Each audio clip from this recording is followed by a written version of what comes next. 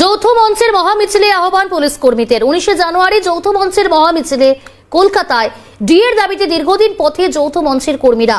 Police সরকারি কর্মচারী হয়েও আন্দোলনে থাকেন না, একাধিক বাধ্যবাধকতার কারণে আন্দোলনে থাকেন না। 19 জানুয়ারি যাদের ছুটি তাদের মহামিছিলে আহ্বান। হাবড়া থানায় গিয়ে এই আহ্বান সংগ্রামী যৌথ মঞ্চের তরফে। অনেক পুলিশ কর্মী আশ্বস্ত করেন। সংগ্রামী যৌথ মঞ্চের তরফ থেকে বিক্ষোভকারীরা কি জানিয়েছেন শোনাবো আপনাদের।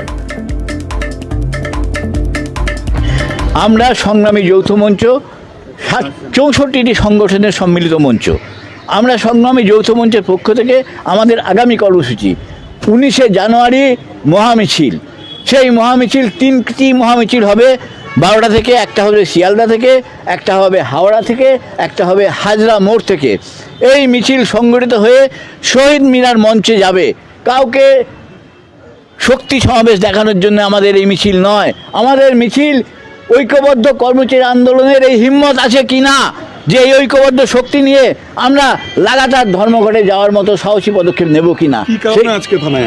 আজকে থানায় এসেছি যে আমাদের দীর্ঘদিনের যে বকেয়া দাবি, অর্থাৎ এআইসিপিআই অনুযায়ী মহার্ঘ ভাতার দাবি, আমাদের দীর্ঘদিনের 6 লক্ষ শূন্য পদ পড়ে আছে।